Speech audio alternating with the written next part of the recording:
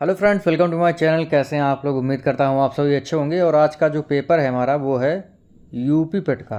इसमें हम लोग इतिहास के क्वेश्चंस, भूगोल और राज्य व्यवस्था के क्वेश्चंस करेंगे। टोटल आपके 20 प्रश्न हैं और देखिएगा आप लोग 20 में से कितने सही कर पाते हैं। जितने भी सही करेगा कमेंट करके ज़रूर बताइएगा। चैनल पर अगर आप पहली बार आए हैं, चैनल सब्सक्राइब कर लीजिएगा, बेल आइकन दबा दीजिएगा, जिससे कि आपको नई वीडियोज़ की नोटिफिकेशन समय से मिलते रहे। और अपना माइनस मार्किंग का जो सेक्शन है उसको भी याद रखें कि माइनस मार्किंग भी है यूपी पेट के एग्ज़ाम में। तो भैया माइनस मार्किंग को जोड़ करके जितने भी नंबर आपके आएँ कमेंट करके ज़रूर बताइएगा। तो शुरू करते हैं बिना समय गवाए अपने इस वीडियो को। बहुत ही आसान सा प्रश्न हमारा पहला कि अंग महाजनपद की राजधानी कौन सी है? श्रावस्ती, चंपा, हाटक या तक्षशिला? तो देखिए आपको पता होना चाहिए कि 16 महाजनपद थे। कितने महाजनपद थे? 16 महाजनपद थे। और अंग जो था ये एक महाजनपद था और इसकी राजधानी है कौन सी? चंपा। और कंबोज जो है, कंबोज एक महाजनपद था, उसकी राजधानी है हाटक। और कौशल की श्रावस्ती राजधानी है और गांधार की तक्षशिला राजधानी है। तो अंग महाजनपद की जो राजधानी है वो है चंपा। अगला है ऋषभ देव का प्रतीक चिन्ह है हिरन, घोड़ा, सांड या स्वास्तिक? तो भैया आप बताएं। बहुत ही अच्छा प्रश्न है। देखिए छोटे छोटे प्रश्न एग्जाम में आते हैं और आप लोग जो है कंफ्यूज हो जाते हैं कि प्रश्न कहाँ से आ रहे हैं। तो भैया किस बुक से आपको पढ़ना है मैं आपको अभी बताता हूँ। पहले आप लोग इसे कर लें पूरा। तो ऋषभ देव का प्रतीक चिन्ह है सांड, ठीक है। और हिरन किसका प्रतीक चिन्ह है? शांतिनाथ का। और शंभवनाथ का घोड़ा है, ठीक है। और स्वास्तिक किसका है ये आप लोग जो है सर्च करके बताइएगा। तो भैया ऋषभ देव का प्रतीक चिन्ह क्या है? सांड। अगला बहुत ही आसान सा प्रश्न है, मिलान सही नहीं है। खानवा का युद्ध 1527, चंदेरी का युद्ध 1528, घाघरा का युद्ध 1529 या पानीपत का युद्ध 1528?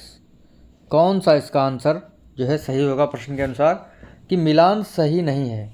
देखिए आपको पता होना चाहिए कि जो मुग़ल साम्राज्य था वो कब स्थापित हुआ। तो बाबर ने जब पहला युद्ध लड़ा, कौन सा? पानीपत का। और कब लड़ा था? 1526 में। तो भैया ये 1528 नहीं होगा, 1526 होगा, ठीक है। बाबर ने जो है इब्राहिम लोदी को हरा करके मुग़ल साम्राज्य की स्थापना की थी, ठीक है। उसके बाद उसने खानवा का युद्ध लड़ा, चंदेरी का युद्ध लड़ा और घाघरा का युद्ध लड़ा। 1530 में जो है उसकी मृत्यु हो जाती है, किसकी? बाबर की। अगला है दास प्रथा का अंत अकबर ने कब किया था? 1562, 63, 64 या 1575? तो भैया दास प्रथा का अंत जो है ये कब किया गया? ये किया गया था 1562 में, ठीक है। दीने लाही धर्म जो है अकबर ने चलाया था, इसको आप लोग याद रखिएगा। और कब जो है दीने लाही धर्म जो है दिया गया ये आप लोग जो है कमेंट करके बताइएगा, ठीक है। और दीने लाही धर्म जो है किसने अपनाया था? एकमात्र हिंदू थे, वही मतलब वही अपनाए थे, तो वो थे आपके बीरबल, ठीक है। अगला है सूरत की संधि कब हुई थी? 1776, 1775, 1782 या 802? तो सूरत की संधि जो हुई थी ये हुई थी 1775 में। 1782 में सलबई की संधि हुई थी। सूरत की संधि अंग्रेज़ों और मराठाओं के बीच हुई थी, ठीक है, इसको ध्यान रखिएगा। और सलबई की संधि भी जो है अंग्रेज और मराठाओं के बीच हुई थी। अगला है मिलान सही नहीं है। झांसी की रानी मतलब झांसी से 1857 की क्रांति किसने लड़ा?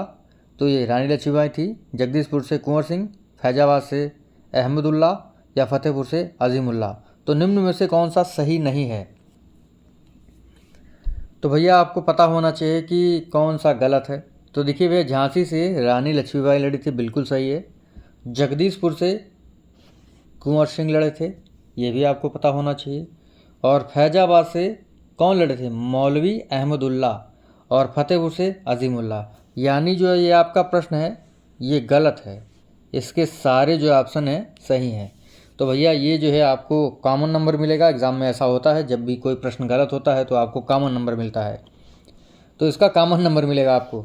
अगला प्रश्न है महात्मा गांधी को राष्ट्रपिता किसने कहा? गोपाल कृष्ण गोखले, विवेकानंद, सुभाष चंद्र बोस या रहमत अली। देखिए जो भी प्रश्न लिए गए हैं वो बिल्कुल वैसे ही सेक्शन से लिए गए हैं जो आपके एग्ज़ाम में आएंगे, मतलब जिस प्रकार का कोर्स है उसी हिसाब से प्रश्न लिए गए हैं। तो महात्मा गांधी को राष्ट्रपिता किसने कहा है? तो सुभाष चंद्र बोस ने महात्मा गांधी को राष्ट्रपिता कहा है। अगला है मुस्लिम लीग ने प्रत्यक्ष कार्यवाही दिवस कब मनाया? 2 जून 1946, 15 अगस्त 1956, 16 जून 1946 या 16 अगस्त 1946 को। तो मुस्लिम लीग ने प्रत्यक्ष कार्यवाही दिवस 16 अगस्त 1946 को मनाया था। अगला है आर्य महिला सभा की स्थापना किसने की? राजा राम मोहन राय, रमाबाई, शिशिर कुमार घोष या सदाशिवराव अय्यर। तो पता है भैया, आर्य समाज की स्थापना तो भैया राजा राम मोहन राय ने की थी, लेकिन आर्य महिला सभा की स्थापना किसने की थी? रामाबाई ने। अगला बहुत ही शानदार प्रश्न है, क्रिप्स प्रस्ताव को किसने कहा? यह एक आगे की तारीख का चेक है जिसका बैंक नष्ट होने वाला है। नेहरू जी ने, महात्मा गांधी ने, सुभाष चंद्र बोस ने या अब्दुल लतीफ़ ने।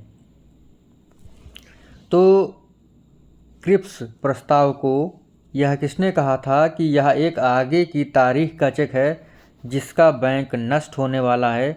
ये कहा है महात्मा गांधी जी ने। अगला हमारा प्रश्न है भूगोल से, मिनिकॉय और मालदीव के बीच जो चैनल है वो कौन सा है? 8 degree channel, 9 degree channel, 10 degree channel या दक्कन पास। तो भैया मिनिकॉय और मालदीव के बीच जो है ये 8 डिग्री चैनल है। ठीक है, इसको आप लोग ध्यान रखिएगा और ठीक है बिल्कुल याद रखिएगा। अगला है हमारा प्रश्न, मैंगलोर से कन्याकुमारी तक का तट जो है क्या कहलाता है? मालाबार, उत्तरी सरकार तट, कन्नड़ तट या कोंकण तट।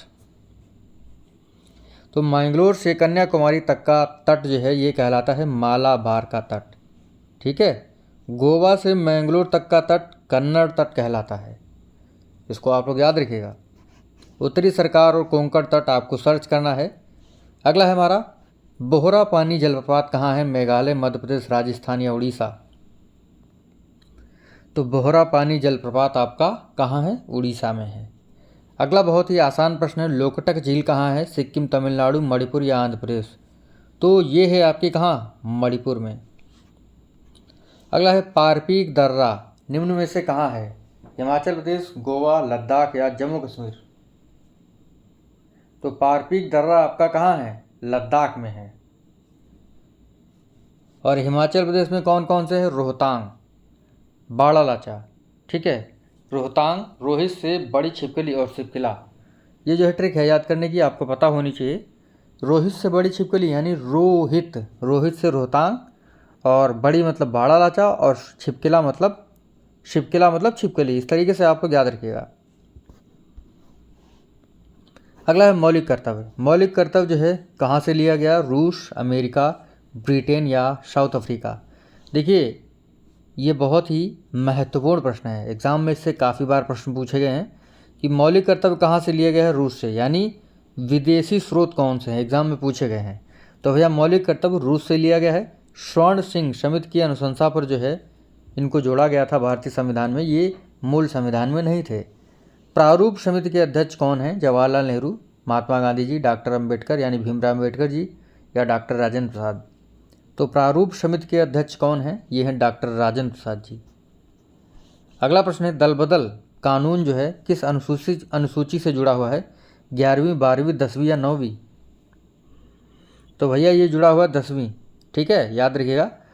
जब हमारा संविधान बना था उस समय 8 अनुसूचियाँ थीं, लेकिन वर्तमान में 12 अनुसूचियाँ हैं। अगला है, भारत की आकस्मिकता निधि जो है किस अनुच्छेद के अंतर्गत आती है? 261, 267, 268 या 269। तो भारत की आकस्मिकता निधि जो है ये आती है 267। राष्ट्रीय ध्वज भारतीय संविधान सभा द्वारा कब अपनाया गया? बताएं। तो भैया ये अपनाया गया 22 जुलाई 1947 को।